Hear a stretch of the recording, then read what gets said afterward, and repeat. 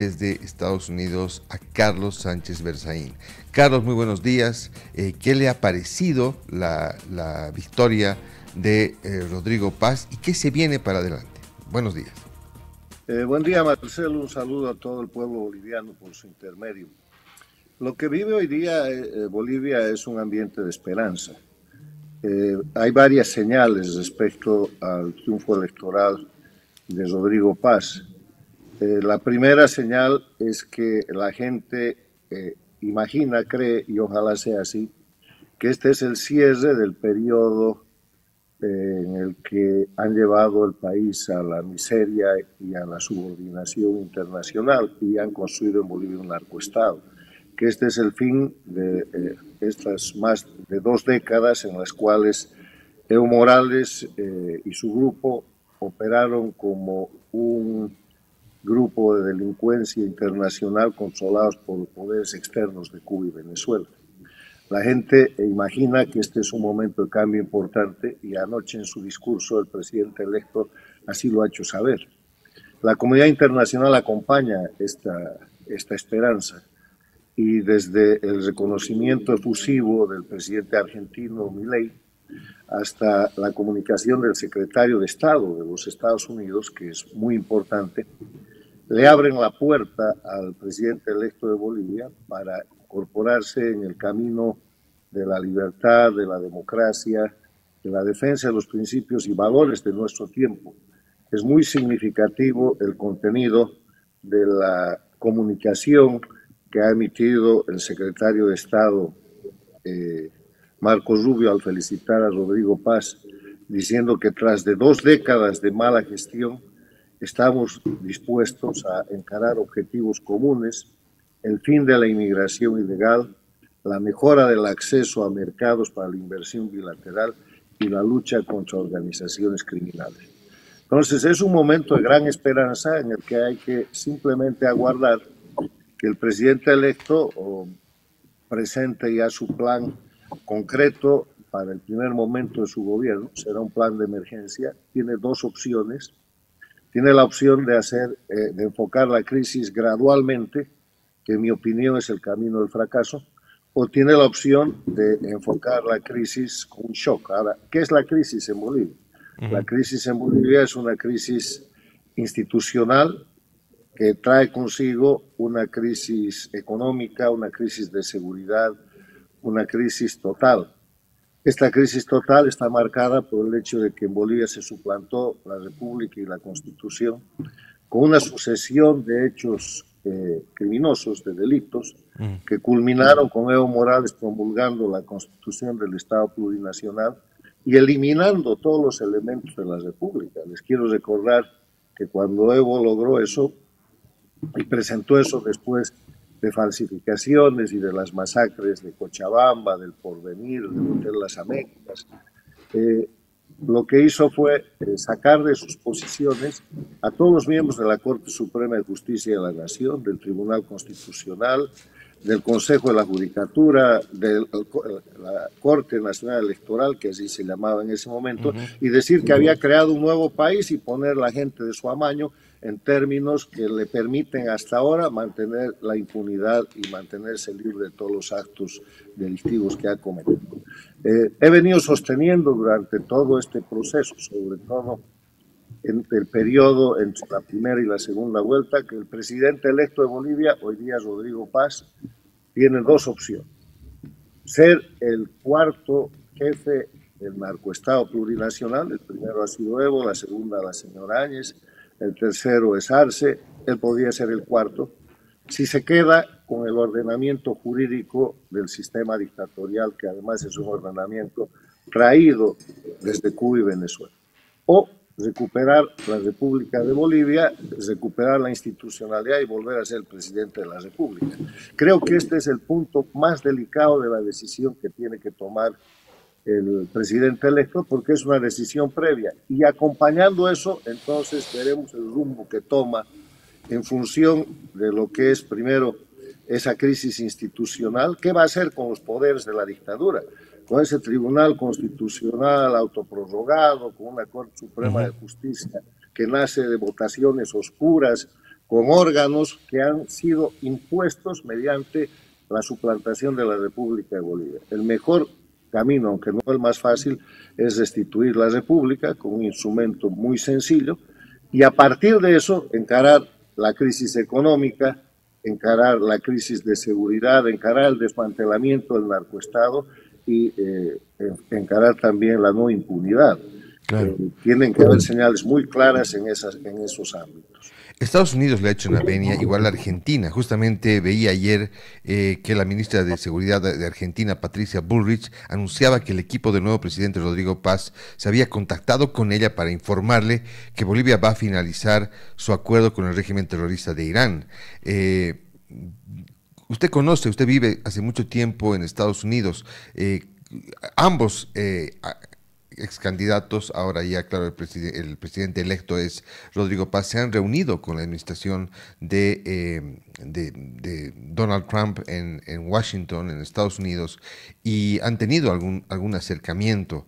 ¿Qué se puede prever? Obviamente ahí ya salta una cosa, la relación con Irán, está Venezuela, está el narcotráfico. ¿Qué elementos han podido llegar para que porque, Carlos, primera vez en la vida que he visto un pronunciamiento tan directo y tan fuerte de Estados Unidos, desde su canciller, que es el secretario de Estado, Rubio, que ha señalado que en Bolivia hay dos candidatos, la semana pasada lo hizo, que están en el camino y que para tener una amistad con Estados Unidos, y delante de Donald Trump, y el presidente lo afirmaba.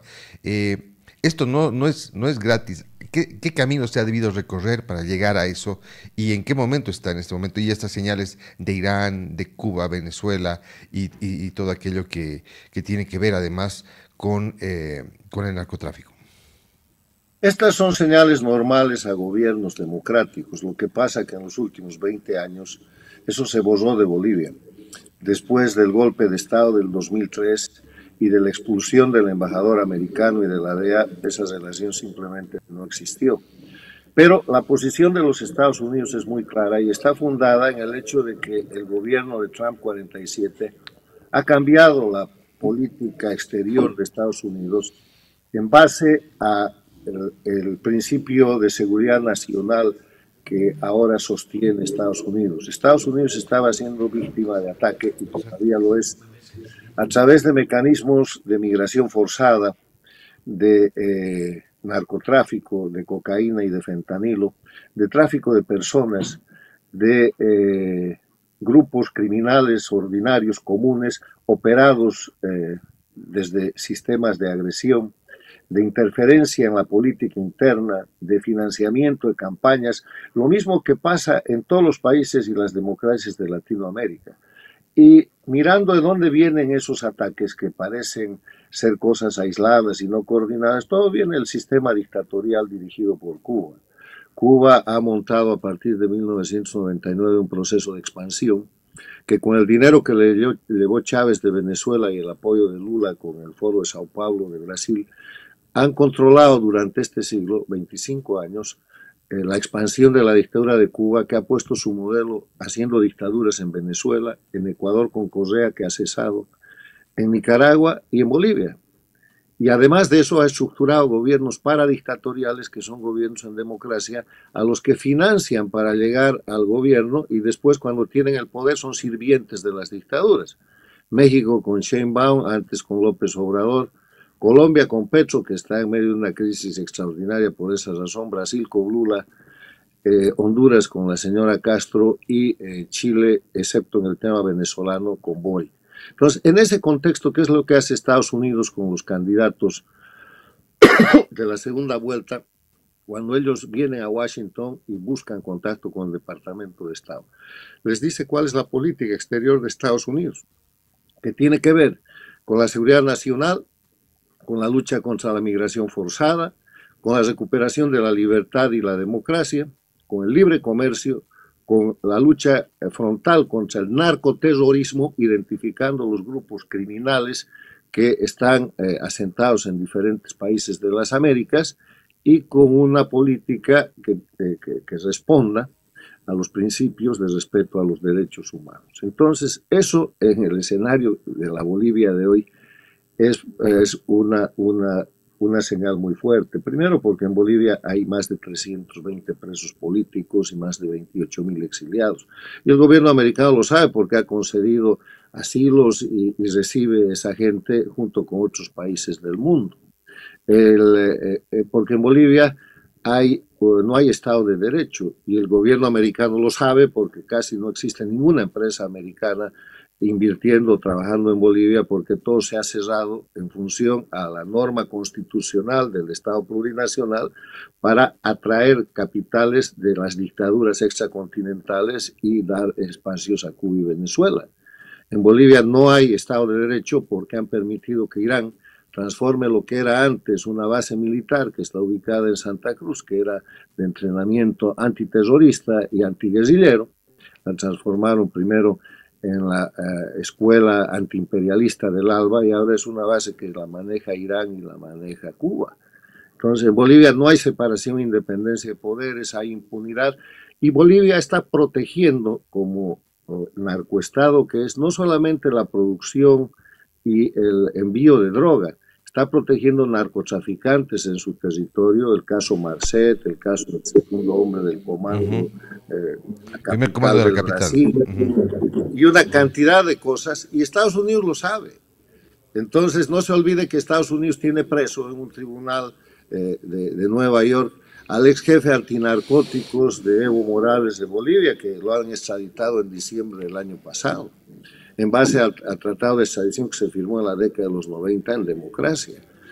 No se olvide que un general Sanabria, también ex jefe de la lucha antinarcóticos de Evo Morales, fue apresado en Panamá traficando droga, fue procesado en Estados Unidos y después de cumplir su sentencia ya lo han devuelto. O sea, Bolivia es un narcoestado, es un estado satélite, una dictadura satélite de Cuba y Venezuela. Protege el crimen, es una base de Irán, ya comprometió todas sus reservas estratégicas con Irán, China y Rusia. Todo eso tiene que cambiar. Y la señal que está dando el gobierno americano es decir, esta es nuestra política. Señor presidente electo, les dijo a los dos candidatos, ustedes son muy bienvenidos, pero vamos a hacer las cosas en serio. ¿Y cuáles creen que son las bases de esa política? Efectivamente, lo que está haciendo, por ejemplo, lo que manifiesta un poco Argentina, Bullrich, es decir, que Bolivia, que hay emisarios del gobierno, de lo que va a ser el gobierno de Paz Pereira, que dice que va a expulsar a Irán. ¿Cómo será la negociación con Venezuela, con Cuba y obviamente con el tema del narcotráfico? Mire, las bases son públicas. Yo le voy a decir, y ustedes conocen, porque viven ahí, qué es lo que pasa en Bolivia. Cuba controla en Bolivia la seguridad presidencial, la seguridad del Estado, los servicios de inteligencia, el control de las Fuerzas Armadas y la policía y el sistema de identidad y pasaportes de Bolivia, en el área, digamos, de identificación personal. Controla la educación. Revise los textos básicos de Bolivia y va a encontrar la imagen del Che Guevara, de Fidel Castro, que han reemplazado en un mecanismo de adoctrinamiento a la tradición cultura republicana de Bolivia. Controlan la educación, controlaron la alfabetización. Bolivia ya no tenía ningún analfabeto y Evo Morales llevó para darles dinero alfabetizadores cubanos y después de unos años proclamó que había terminado con el analfabetismo. Controlan la medicina. Quiero recordarle el escándalo de los médicos esclavos cubanos con los cuales Bolivia sigue teniendo contratos y son esclavos porque los médicos trabajan a veces sin capacidades y sin el entrenamiento adecuado y el Estado boliviano le paga a la dictadura cubana directamente. Le quiero recordar el gran escándalo de hace aproximadamente 10 años cuando en la zona del trópico de Cochabamba los médicos cubanos operaron a un campesino boliviano y le sacaron un riñón para curarlo. Y cuando el campesino empeoró y fue llevado al hospital de Cochabamba, se descubrió que habían sacado el único riñón que tenía y obviamente murió.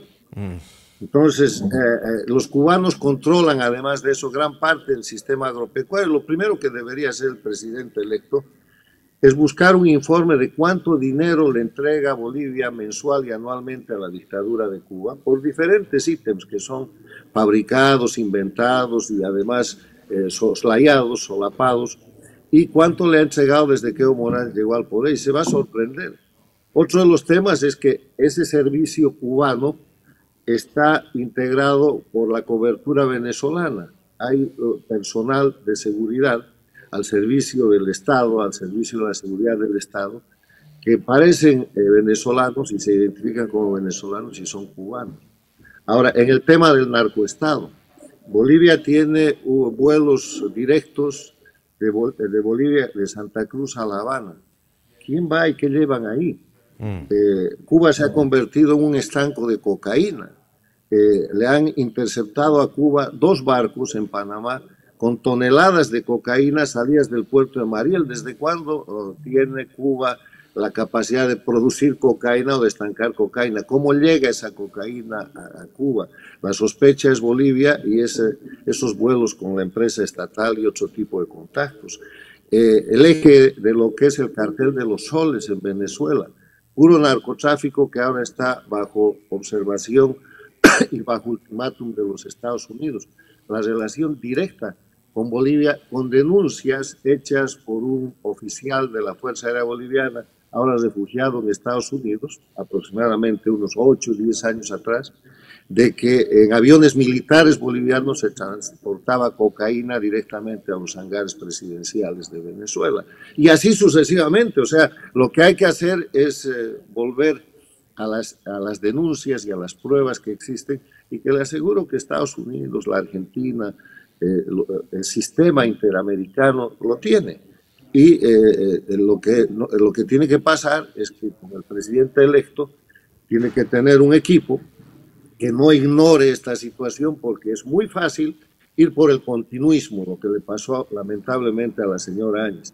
Lo difícil, pero lo que está esperando Bolivia y el mundo es ir por el proceso de cambio. Importante. Ahora, digamos, de todo esto, más allá de eso, usted hablaba también de los exiliados, la cantidad de exiliados que hay.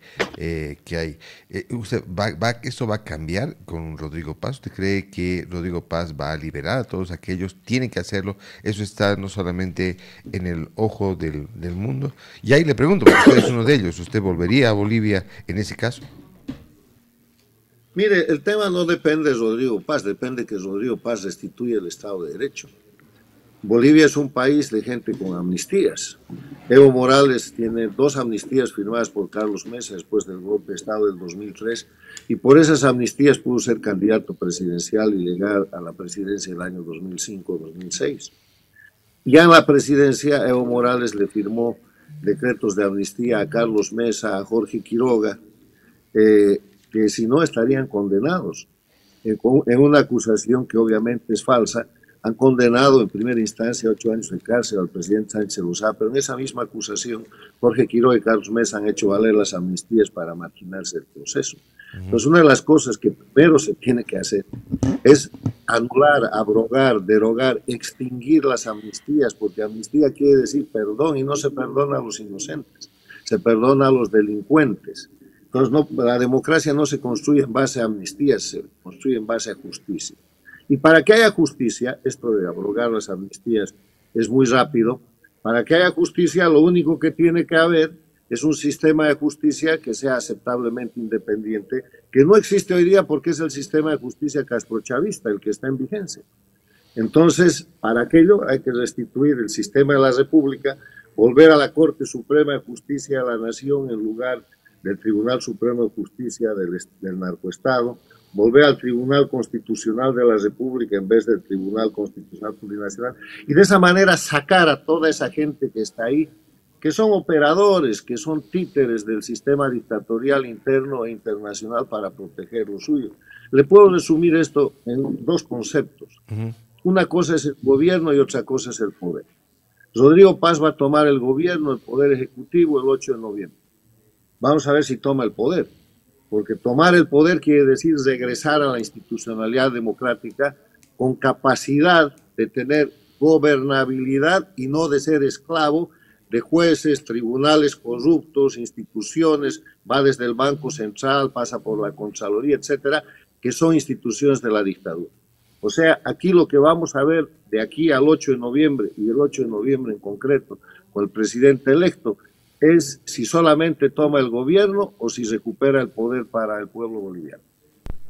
El poder hoy día está en manos del socialismo del siglo XXI. El poder hoy día está en manos de la Embajada de Cuba, de los operadores venezolanos, de los militares iraníes y de toda la penetración que viene de esos sistemas dictatoriales. El poder hoy día está en manos de los narcotraficantes. Está en poder del cartel de Chimoré, que tiene una republiqueta a cargo de Evo Morales. Ese poder tiene que volver a manos del pueblo boliviano.